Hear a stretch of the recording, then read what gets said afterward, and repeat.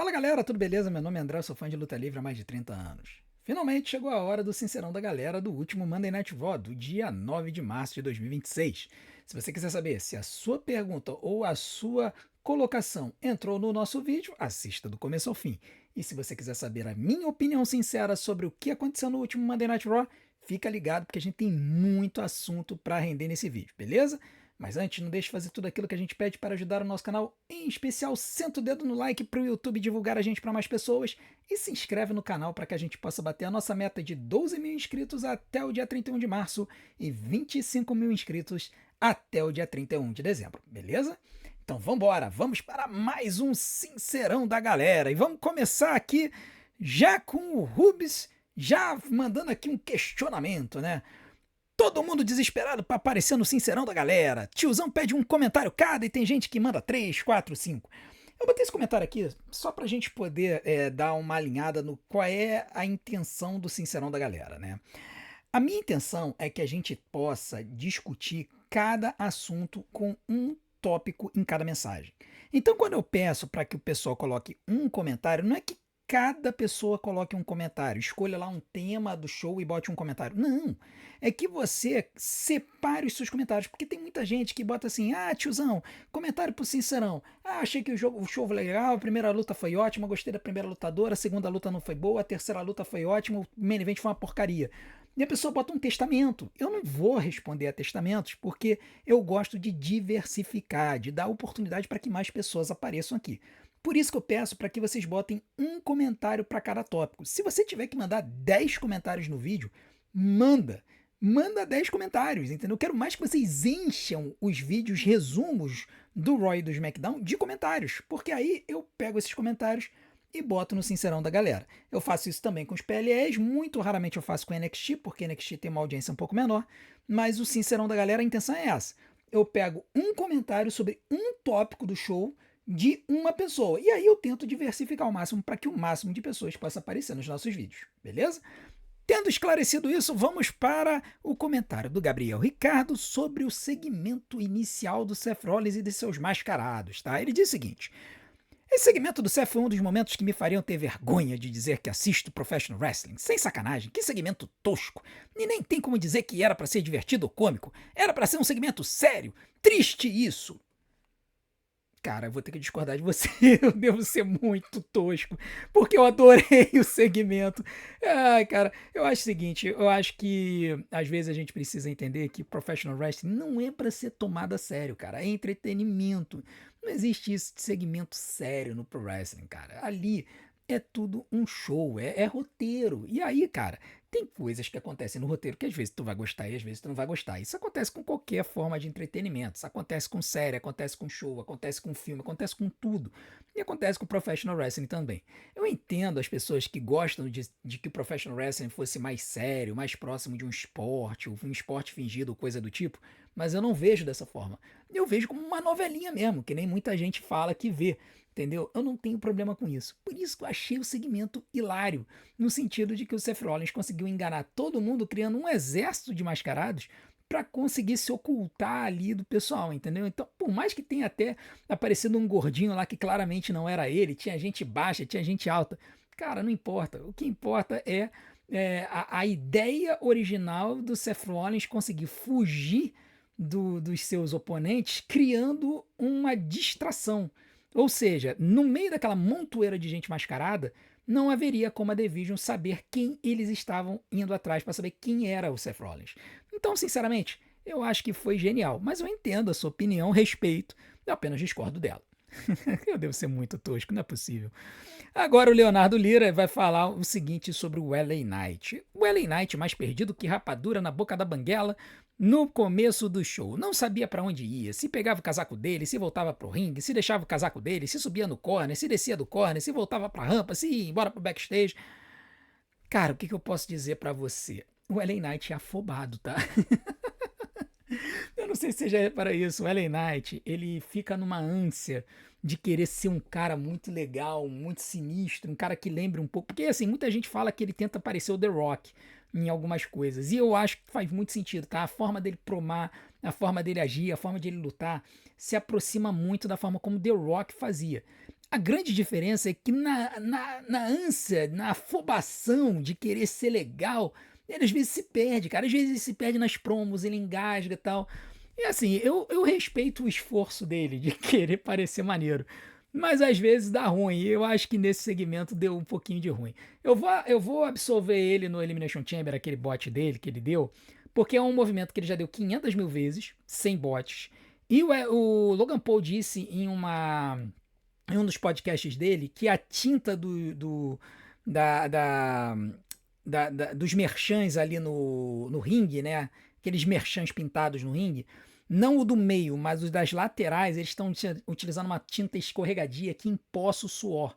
E isso estaria fazendo com que o ringue começasse a ficar meio escorregadio ao longo da luta. Isso explica alguns bots que estão acontecendo durante algumas lutas e explica também o bot do LA Knight se a bota dele estava molhada na hora que ele pulou na corda, tá? Então, eu acho que tem esses detalhes, mas ele é meio afobadinho mesmo, sinceramente. Assim, eu respeito o cara tá tentando fazer a vez dele, fazer a carreira dele, mas nessa afobação às vezes ele se estrepa, como a gente viu lá no Unreal, que aconteceu no Money in the Bank. Agora o Fusion vai chegar e vai fazer um comentário sobre a Gauntlet Match feminina. É um pouco mais geral, mas é bom pra gente poder tecer comentários sobre essa luta. Ele vai dizer o seguinte: irei resumir ao máximo esse comentário principal. A Gauntlet Match feminina foi muito bem construída, pois a WWE fez bem em usar isso para gerar histórias que desembocarão lá na frente, principalmente envolvendo a Raquel Rodrigues, mas se bem que a Raquel poderia atacar a Liv naquele segmento da expulsão e face turn do Finn Bella, mas entenda a razão. Observação feliz pela Bayley, estava incomodada com a forma como vem sendo tratada nesses últimos anos. 2020 foi o último ano em que ela foi bem valorizada nas storylines, eu diria.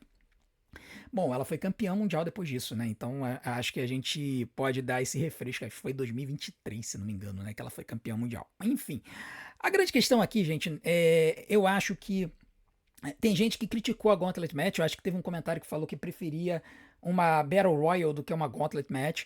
Eu particularmente gosto de Gauntlet Matches porque nos dão várias lutas em uma só, tá? A Battle Royal, às vezes, ela pode ser meio confusa, meio enrolada. Então, se você só tem 6 lutadoras, eu acho que complica um pouco. E eu não sei se eles conseguiriam 20 lutadoras para fazer uma Battle Royale pelo Intercontinental. Talvez tivessem que trazer gente da NXT e tal. Enfim, é uma logística um pouco mais complicada.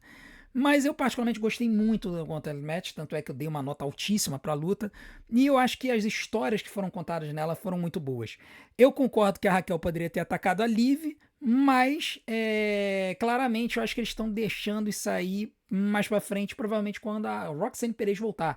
Teve gente comentando, e a Roxanne Perez, pra onde que vai, quando ela voltar e tal.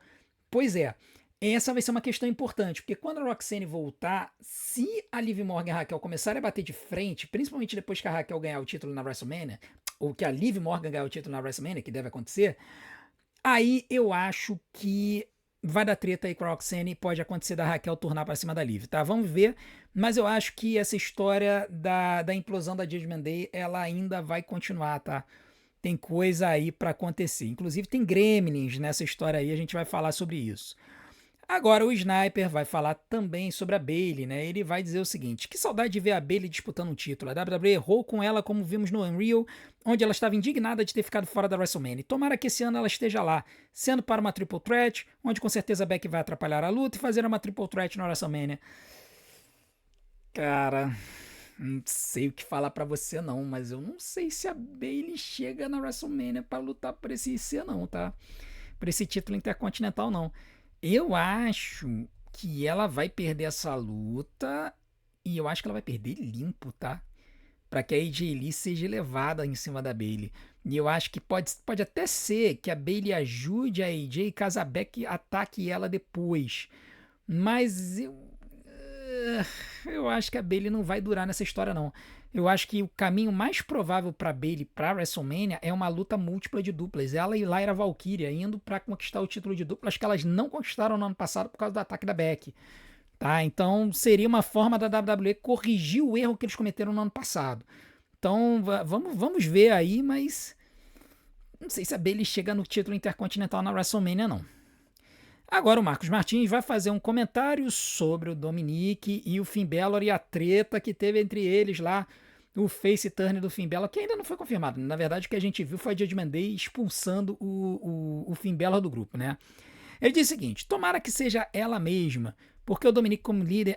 Ele tá falando da Liv Morgan como líder, né? Que é como líder da Division. Da Judgment Day. Eu tô com Division na cabeça desde o vídeo. Desde a live, né? Tomara que seja ela mesma, porque o Dominic como líder da Judgment Day ninguém merece. Eu só fico pensando já que o Finn Balor agora é face, que grupo que ele vai criar? Porque ele vai precisar sozinho só se for com o Demon. Será que a Raquel futuramente vai sair do grupo também, virar babyface, ou talvez só ajudar o Finn Balor e a Roxanne? Porque se não for nenhuma das duas, que grupo o Finn teria? Cara, será que a gente precisa de um grupo pro Finn Balor? Ou melhor, será que a gente quer um grupo para o Finn Balor? Porque necessariamente, se a gente for pensar num grupo para o Finn Balor, a gente vai ter que pensar nesse grupo que o Teteu falou aqui, ó. Não vejo o menor problema do Finn chamar o R-Truth e o Padre Damião para ajudar ele não, hein? Faça isso acontecer, Triple H. Sabe o que o Teteu acabou de dizer? Que nós podemos ter duas versões da Judgment Day. Se o pessoal já tá chateado, irritado e bolado com uma Judgment Day que não acaba nunca, vocês querem duas? É como um Gremlin, cara. Se vocês que não são muito novos, depois assistam o filme Gremlins e vocês vão me entender no que eu tô falando. Cara, você pegar uma Judgment Day e transformar em duas é demais pro meu coração, né? Eu não aguento um negócio desse. Pra mim tinha que implodir tudo e cada um pra um canto, e não você ter uma guerra de Judgment Days agora. Porque aí, o que o Marcos falou, né? Foi o Marcos, né? Deixa eu ver aqui. O Marcos falou. Quem é que entraria pra esse grupo? Cara, Rhea Ripley. É só o que faltava. A gente ter uma Judgment Day original com o R-Truth, o Damian Priest, o Finn Balor e a Rhea Ripley. E do outro lado, a galera que veio depois, né? Que seria o Dominic, a Raquel Rodrigues, a Roxanne e o J.D. McDonough. Ou seja, seria uma guerra civil da Judgment Day. Cara, sei lá, não sei se eu curto muito isso não. Talvez só pelas hilaridades do R-Truth e a gente ter o R-Truth aparecendo em alguma coisa, isso me atrairia. Tirando isso, eu não quero uma batalha de Judgment Days não, tá? Agora o Reds Gamer, que é o Nathan, né, fez inclusive o banner, né, fez algumas coisas pro nosso canal, fez algumas thumbnails e tal. Ele vai fazer um comentário sobre o nosso vampirinho camarada Danhausen, né? Ele vai dizer o seguinte: incrível como a fanbase da WWE sai julgando o livro pela capa. Danhausen fez sua estreia no Elimination Chamber e a grande maioria torceu o nariz e o chamou o cara de irrelevante ou pior. E agora estão todos bobinhos e dizendo que estão gostando, ficando do lado dele. A estreia pode ter sido over the top, mas não precisava de tanto hate desnecessário. Bom, aqui eu vou fazer meia culpa. Eu fui um dos caras que alimentou esse hate, tá? Mas porque eu achei a entrada do Danhausen no Elimination Chamber desnecessária e tosca. Desculpa. Foi a minha percepção quando eu vi o negócio. Mas eu sofri do mesmo problema que 99% dos fãs da WWE sofrem. A ignorância sobre quem é Danhausen. Quem é aquelas pessoas que é fã da AEW e que assistiu a AEW quando Danhausen estava por lá, porque ele já estava sem aparecer uns 2 anos. Ou quem acompanhava ele nas mídias sociais sabia que o cara é brilhante. Inclusive, se você entrar no canal dele no YouTube, ele tem um canal no YouTube aqui, o cara é brilhante, assim, é muita brincadeira genial dele, entendeu? A interação dele com a APA, com o Bradshaw e o Ron Simmons foi espetacular, entendeu? Assim, é uma coisa de louco. Então você sabe que o cara é genial. Só que a gente não tinha visto isso. E aí a gente julgou o livro pela capa, assim, acontece, tá? Então o que eu posso dizer? Meia culpa, o cara é brilhante. Ainda acho a estreia dele tosca, não vou negar. Ainda achei tosca. Aqueles foguinhos, assim, quando ele soltava a zicada dele, assim, e aquele foguinho, assim, aparecendo, parecia a entrada do Gilbert, né? Que comparava com a entrada do Goldberg, vem o pessoal com as estrelinhas de festa de aniversário. Pelo amor de Deus. Mas, assim, eu acho que o Danhausen, ele conseguiu provar por A mais B que ele tem seu lugar na WWE. Talvez mais do que a AEW. Porque a AEW se leva muito a sério. A WWE não, a WWE ela é mais entretenimento, é mais voltada para as crianças e tal. E, cara, o Danhausen é perfeito para isso. Não é à toa que o cara é o líder na venda de camisas da WWE na última semana. Só isso. O cara ganhou de todo mundo, do Cody Rhodes, do Jey Uso, da Rhea Ripley, ganhou de todo mundo. Passou o cerol, ele é o líder na venda de camisas na WWE. Vai entender. Agora, vamos falar sobre Oba Femi. Tem pessoal que torceu o nariz com a vitória dele, hein? Vamos ver aqui. Tem 2 comentários aqui falando sobre o Oba Femi. Juan Botafogo e o Hoffman. Juan, tiozão, a WWE tá forçando tanto o Oba Femi que enterrou o Rusev, Viking Raiders e até o Kit Wilson nessa brincadeira. Ainda tem quem queira ele contra o Brock. Vem aí mais um enterro? Não se as notícias que estão vindo da gringa dão conta de que isso não vai acontecer, porque o Brock já disse que não quer perder antes da aposentadoria dele. Mas o Hoff diz o seguinte: o Oba tão forçado que eu já comecei a criar antipatia por ele. Sequer caiu para outro grandalhão que é o Rusev. E finalizou a luta quando ele quis, praticamente. Tiozão, seja honesto. Você vê alguma semelhança do início do Lesnar pro dele? Total. Porque foi exatamente a mesma coisa, gente. Pra quem não viu a estreia do Brock Lesnar em 2002, a estreia do Brock foi simplesmente avassaladora. Ele passou o cerol em todos os jobbers da companhia, entrou no torneio King of the Ring, venceu o torneio sem grandes dificuldades, chegou no SummerSlam e destruiu o The Rock. O The Rock, vou repetir, The Rock, no auge da carreira do cara, em 2002. Em 5 meses, o cara estreou, ganhou o King of the Ring e se tornou campeão mundial. Esse é o caminho do Oba Femi. Existe uma grande diferença entre o Brock Lesnar e o Oba Femi. Ninguém sabia quem era o Brock Lesnar, porque ninguém acompanhava o OVW. Só quem era ali da região de Kentucky, né, da região de Louisville, na verdade, né, na região de Louisville, no estado de Kentucky, que é a sede da OVW, sabia quem era Brock Lesnar. Cara, exceto quem conhecia o Brock lá da OVW, ninguém conhecia ele. O pessoal agora conhece o Oba Femi. O motivo pelo qual o Oba Femi tá vindo com esse hype monstro é porque ele mostrou por A mais B no último ano e meio, 2 anos, que o cara é muito, muito bom. Tanto no ringue, quanto no microfone, quanto de persona. A diferença é que muita gente não acompanha o NXT, mas como bastante pessoas que são fãs hardcore de WWE acompanham o NXT, quando o Oba Femi subiu, ele subiu num hype gigantesco, enquanto que o Brock teve que construir esse hype destruindo todo mundo. Então, eu particularmente não vejo problema com o Oba Femi aniquilando todo mundo. Eu acho que eles vão começar a colocar alguns adversários mais difíceis agora pro Oba. Ele não vai mais ganhar a luta de 1 minuto, ele já levou 3 minutos para ganhar essa do Rusev. A próxima luta que ele for fazer, provavelmente ele vai lutar contra um outro oponente que talvez dê a ele uns 5 minutos de luta. E na WrestleMania, se ele lutar contra o Brock, vai ser papo de 10 minutos aproximadamente, talvez um pouco menos.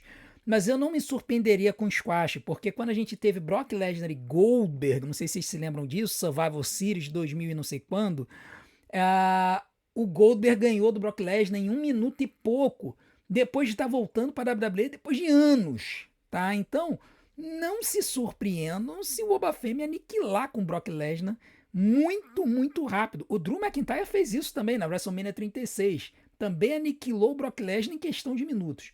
Não se surpreendam se isso acontecer. Mas pelo papo de que o Brock não quer perder até a WrestleMania, essa história toda pode melar e aí a WWE vai ter que arranjar uma outra pessoa para poder apanhar do Oba Femi. Temos algumas pessoas aí candidatas. Uma delas é o Omos, que está lá na AAA. Ele pode aparecer na WWE e destraçalhar uns caras só para que no final das contas ele seja estraçalhado pelo Oba Femi. Aguardemos e veremos, porque o Oba, na minha opinião, é o novo Brock Lesnar, tá? Agora, o Caitinho, ele trouxe uma lista de lutas que ele indica para quem não viu o Oba Femi lutando. Porque a galera tá falando que ele tá forçado porque viu luta de 1 minuto e de 3 minutos dele. Ele trouxe uma lista. E eu vou trazer essa lista para vocês, para que vocês possam depois ir lá na Netflix. Vocês conseguem ver esses shows todos lá e vocês podem ver essas lutas. Então tá aqui, ó. Vamos lá. Oba Femi e Devon Evans, Heatwave 2025. Ricky Saints e Oba Femi, Deadline 2025. Oba Femi, Trick Williams e Devon Evans, Stand and Deliver 2025. Oba Femi e Wesley, Heatwave 2024. Oba Femi e Devon Evans, NXT do dia 9 de dezembro de 2025. Oba Femi e Leon Slater, New Year's Evil 2026. Essa foi meio que squash, mas foi boa. Oba Femi e Yoshiki Inamura, Great American Bash 2025. Iron Survivor Challenge, Deadline 2024, a luta que ele ganhou a chance de disputar o título da NXT em janeiro de 2025. Oba Femi, Austin Theory e Grayson Waller, Vengeance Day 2025. Tá? Então, se vocês quiserem, dá um print aí na tela, né? Dá um pause no vídeo e aí vocês escrevam no papel, sei lá, façam qualquer coisa. Eu sou tiozão, eu escrevo tudo aqui, ó. Vocês falam do meu caderno aqui, o meu caderno aqui, ó. Caderno de caligrafia não usado pelo meu filho, tava marcando bobeira aqui, anota um monte de coisa, tá? Então, vocês chegam, olhem, verifiquem, e aí vocês vão poder ter certeza de que de que o Obafemi é um cara bom, tá bom? Vocês vão ter certeza de que o Obafemi é um cara legal, tá? Então, printem a tela, vão lá, vejam as lutas do Obafemi e depois me agradeçam. Agora o Gustavo Fernandes, ele vai falar sobre o Finn Balor, né? E vai falar mais não só pelo Finn Balor, mas ele vai fazer um comentário lá pro final dele, né? Ele vai fazer um apanhado do show, aquela coisa que eu não gosto, né? Mas tem um comentário no final do vídeo que eu quero comentar, tá? Ele vai dizer o seguinte aqui no finalzinho do comentário dele. Só eu que estou sentindo que o NXT está muito melhor há tempos do que o plantel principal. Acabou de ter Joe Hendry e Miles Borne contra Ethan Page e Rick Saints. E foi muito melhor que muita luta no main event. Cara, eu acho que o NXT ele tem uma liberdade maior nas lutas, tá? As lutas do NXT, os lutadores eles se jogam um pouco mais. Até porque eles querem impressionar a galera do topo da companhia para poder, subir pro main roster. Então, como eles querem impressionar, eles estão ali para se jogar mesmo. Eles vão dar de tudo no ringue para poder subir para o main roster. Quando eles chegam lá, aí a coisa muda, porque aí eles passam a viajar muito. Né? Eles passam a enfrentar avião, tem que se virar para poder malhar, comer direito, não sei o que. E eles já estão com um contrato bom. Então, muitas das vezes, como eles não têm influência em aonde ir no criativo, acho que no NXT tem um pouco mais de liberdade de conversar com o Shawn Michaels e tal, a galera meio que dá uma acomodada. E isso o próprio Triple H já falou. Que alguns talentos da NXT, quando chegam no main roster, acomodam. Ele fez um comentário desses no passado. Então, isso pode gerar essa percepção de que a NXT é melhor do que o main roster. Principalmente por causa do talento no ringue dos lutadores que estão querendo mostrar esse talento para poder subir. Cara, os mesmos lutadores que estão no main roster hoje, muitos deles vieram da NXT. 2025, 2024, 2023. E alguns deles acomodaram. Então, a gente precisa entender isso. Eu acho que essa é a diferença principal da qualidade das lutas da NXT. Não é todo show da NXT que é bom. Eu já tenho feito cobertura de NXT aqui há alguns meses.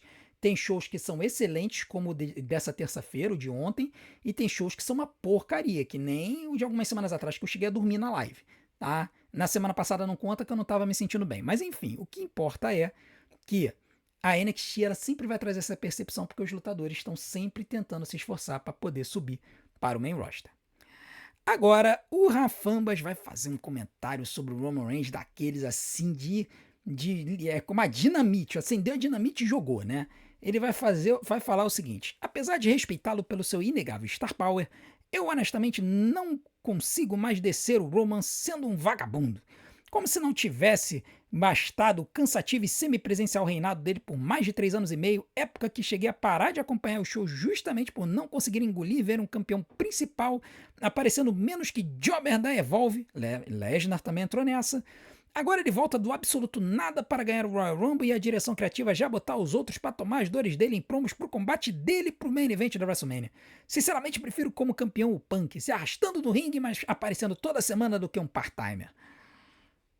Deu pra ver que você também não gosta do Roman, né? Tô brincando, eu gosto do cara. Mas eu consegui entender, consegui entender o seu comentário, tá? Eu também não gostei da fase que ele desapareceu dos shows como campeão e a WWE teve que levar o campeonato intercontinental e dos Estados Unidos pro main event. Depois eles acabaram criando o campeonato mundial peso pesado de novo e deram pro Seth Rollins, porque o Roman não voltava, né? Eu acho que, assim, o cenário que a gente tá vivendo hoje parece que são os últimos anos do Roman Reigns, tá, como lutador. Eu acho que ele já falou que esse é o último contrato dele. E ele tá muito bem lá em Hollywood. Então eu acredito que a WWE trouxe o Roman, claro, para aumentar a venda de ingressos, porque sabem que ele vende ingresso. E CM Punk e Roman Reigns é um main event de peso para WrestleMania. É muito provável que o Roman ganhe esse título, mas eu não acho que ele vai ficar muito tempo com esse título, não. Acho que ele perde em breve, tá? Por quê? Justamente pelo fato de que o cara não para na companhia. Eu acho que ele vai sumir completamente? Não sei. eu acho que ele vai continuar nessa pegada de vai aparecer num show, no outro não vai e tal. Eu acho que na jornada pro Backlash ele vai aparecer, aí depois quando, por exemplo, começar o torneio do King of the Ring, ele vai sumir. Ele vai sumir, vai aparecer num show ou outro, tá? Então, eu acho que esse é um problema que a WWE vai ter que lidar, mas pelo menos ele não tem os dois títulos mundiais sequestrados para poder evitar, impedir que outros lutadores encostem nele. Eu acho que ele vai carregar esse título um pouquinho, vai dar uma moral para ele, depois ele vai dropar. Eu não acho que o Roman fica com esse título até o SummerSlam, não. Talvez ele drope antes. No máximo, no SummerSlam ele perde. E aí ele pode perder até pro Obafemi, tá? Imagina o Obafemi estraçalhando o Roman Reigns no SummerSlam. Aí que o pessoal vai falar que o homem é forçado. Agora o wrestling moderno, né? Ele vai fazer um comentário muito engraçado. Olha só o comentário dele, ó. Raw estranho com gente esquisita. Eu não tô legal. Não aguento mais o Punk. Roman e Usos também. Que main event chato. O show tava tão legal, mas o final pra mim foi péssimo. Cara, eu vou te falar, assim, realmente eu não gostei da história de eles botarem esse segmento, principalmente sem ter o Roman, no main event do show.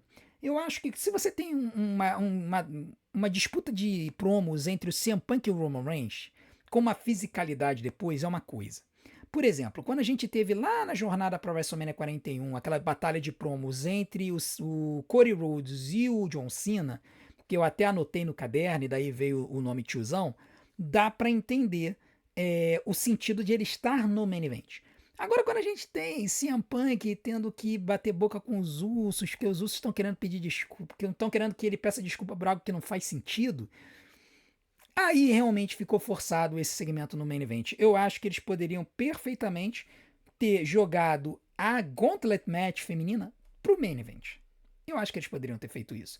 Tudo bem que é uma luta difícil de você controlar o tempo. Foram 37 minutos de luta. Mas por que não dar esse cartaz para as meninas e fazer a Bayley tá lá no topo, entendeu? A verdade é que, às vezes, na montagem do show também tem muito a ver com quem que as pessoas querem ver no main event. Será que as pessoas que assistem WWE querem ver a Bayley aparecendo na última cena do show semanal? Ou eles querem ver o CM Punk tomando uma coça? Então eu acho que vai muito disso aí, mas eu me entendo. Eu achei que a questão ali foi interessante, eles demoraram um pouquinho para chegar no ponto que o CM Punk queria trazer, de que os Usos estavam sendo hipócritas ao defender o Sika, considerando que o Roman Reigns havia esculhambado o Dusty Rhodes na jornada da luta contra o Cody. Tá? Então, eu acho que essa foi uma nova camada trazida para essa história. Eles poderiam ter feito mais rápido? Poderiam. Poderiam ter feito no meio do show? Poderiam. Eles poderiam ter feito o segmento do Seth Rollins lá no final do show? Poderiam. Era só ter mudado um pouquinho a forma como o Seth Rollins veio com os mascarados. Mas eu acho que, no final das contas, ficou devendo realmente um pouco o main event. E agora, por fim, nós vamos ter um comentário do Anderson Mello. E aí ele vai trazer um comentário sobre o Jimmy Uso. Ele vai dizer uma coisa que a gente já falou algumas vezes aqui. Rapaz, o Jimmy Uso é muito mais preparado e pronto do que o Jay. O Jay parece um cracudo. É muito esquisito. Fala de forma esquisita, luta torto, se veste como menino, fala como menino, se veste como menino. Agora o Jimmy fala de forma clara e objetiva, não parece roteirizado. A promo que ele fez ontem foi bem boa. E ele luta melhor também. Acredito que deram um push pro irmão errado. Por mim, poderia investir no Jimmy. Acho que ele entregaria algo muito interessante. Pois é. Só que agora o pessoal criou ranço com o Jay. Então, como o pessoal criou ranço com o Jay e o Jimmy é o irmão gêmeo dele, por mais que ele seja melhor no microfone, por mais que ele seja melhor no ringue, o pessoal não vai acreditar no Jimmy Uso como main eventer. Não adianta. Aqueles que querem main event Jimmy Uso, esquece. Porque assim que a WWE tentar fazer isso, já vai começar a galera a chiar.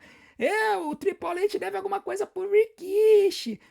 Tô cansado da Bloodline, tem que dar chance para outros lutadores, não sei o que. Cara, infelizmente, o bonde passou.